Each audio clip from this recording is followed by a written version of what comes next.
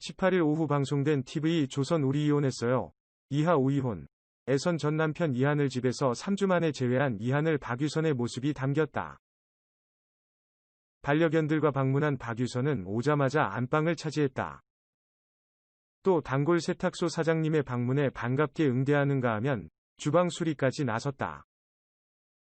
특히 박유선은 이하늘의 여동생과 만났다. 두 사람은 환한 분위기 속 2년 만에 재회했다. 전 신우이는 모든 것이 익숙한 느낌이다 라고 말했다.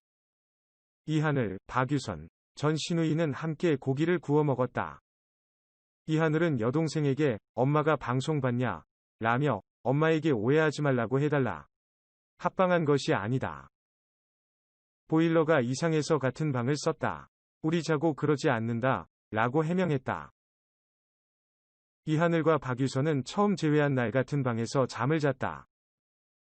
우이혼 방송 최초였다. 여동생은 엄마는 함께 방송을 보고 언급을 아예 하지 않았다.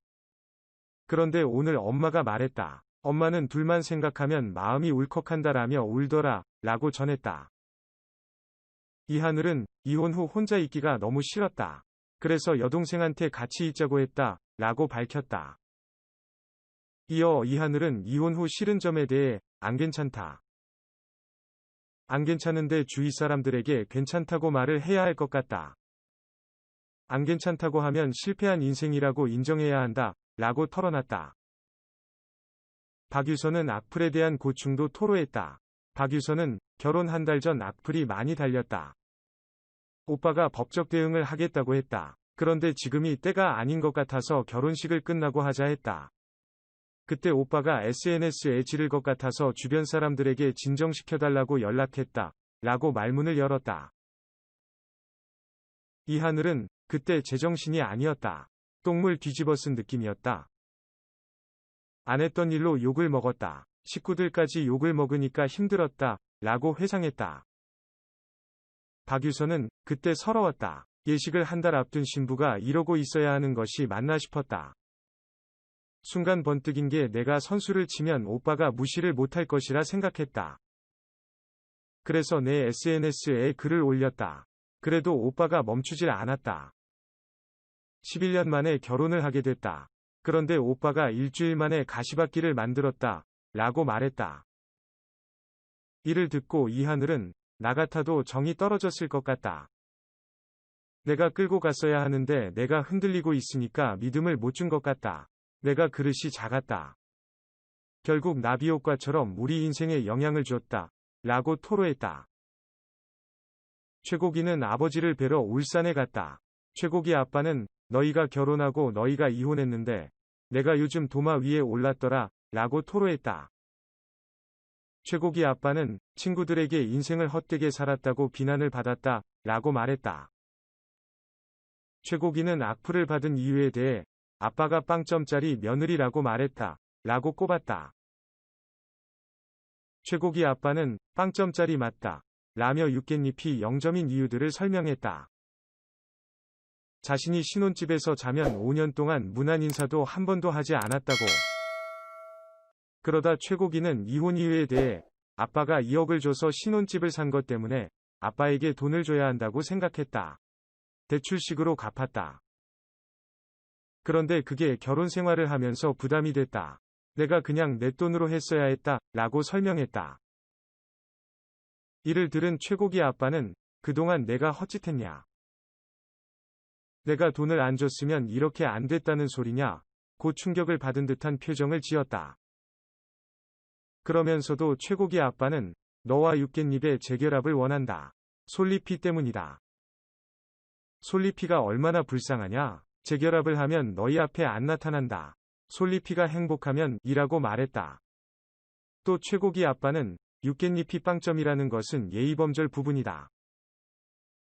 나도 내 잘못을 뉘우치고 있다. 반성하고 있다. 라며 재결합하면 솔잎이 눈에 눈물 나게 하지 마라. 정희랑 나랑 되면 부탁합시다. 라고 덧붙였다. 반면 육갯잎은 절친과 이야기를 하며 최고기가 많이 노력하더라. 개선해보겠다고 하더라. 의도는 참 좋은데 이혼해서 노력하는 것이 문제다. 이후 최고기는 육갯잎과 만났다. 최고기는 내가 외로워서도 아니고 솔리피를 혼자 키우기 어려워서 말하는 것이 아니다. 여자로서 마음이 있다. 솔리피도 너라는 사람을 원한다. 라고 재결합하고 싶다는 마음을 고백했다. 육갯잎은 시아버지, 신우이가 바뀔 사람이라고 생각하지 않는다. 그래서 체념을 했다. 라고 답했다. 최고기는 아빠랑 얘기를 하고 왔다. 아빠도 재결합을 하라고 했다. 라고 말하며 눈물을 흘렸다. 이에 육갯잎은 난 잘 모르겠다. 오빠에게 미안함만 남아있다. 더 이상 남자로 느껴지지 않는다. 오빠한테 희망을 주기 싫다. 그래서 단호하게 말하는 것이다. 지금 이대로가 좋은 것 같다. 우리는 그냥 지난 날들을 후회하면서 살아야 한다. 솔리피 엄마로서 재혼을 한다면 상황은 똑같이 된다. 오빠만 노력을 할 것이다. 다시 살 마음이 없다. 라고 거절했다. 박재훈, 박혜영은 같은 집에 있으면서도 전화로 이야기를 나눴다. 박재훈은 박혜영을 위해 커피를 준비했다. 박혜영은 우리는 6개월 만에 결혼해서 서로를 잘 몰랐다. 결혼 후 어색했다. 난 완전 속였다. 라고 밝혔고 박재훈은 현모양처 같았다. 여성스러웠다. 라고 말했다. 박혜영은 내가 연출을 그렇게 했다. 라고 털어놨다. 그러다 박혜영은 이제서야 레슬링을 어떻게 시작했는지 고백했다. 박혜영은 중학교 때 유도를 했다. 허리를 다치게 됐는데 고등학교 때 선생님이 레슬링을 권했다. 대학교까지 들어갔다. 라며 이후 주얼리 모델을 하게 됐는데 사진 찍고 있느니 내가 감정을 하자 싶었다.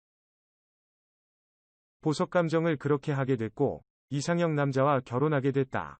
순탄하게 살아왔다. 라고 떠올렸다. 박재훈은 언제까지가 원하는 삶이냐? 라고 물었고 박혜영은 내 눈 내가 팠다. 준성 아빠가 날 처음 봤을 때 성형 전이다. 라고 너스레를 떨었다. 박재훈은 원래 자연미인이었다. 요즘 나의 이상형이다. 라고 애정을 드러냈다. 박혜영은 친한 지인들을 초대했다. 지인은 박재훈, 박혜영을 위해 새빨간 속옷을 선물했다. 얘기를 나누던 중 지인은 이혼한 것을 후회한 적이 있냐? 고 질문을 던졌다. 박혜영은 응, 이라고 답했고 박재훈은 실감이 안 났다. 그 사람이 거기 있을 것 같았다. 아버지도 돌아가신 것을 지금도 못 느낀다. 라고 고백했다. 박혜영은 준성 아빠가 이혼한 뒤에도 아들에게 보여주기 위해 박사학위를 땄다. 라며 준성이가 그 마음을 안다. 아빠가 제일 멋있다고 한다. 라고 밝혔다. 이를 들은 박재훈은 눈물을 흘렸다. 지인은 박재훈에 대해 형이 학생들을 가르치기 위해 몸에 타투를 지우더라. 노력을 많이 했다. 라고 치켜세웠다.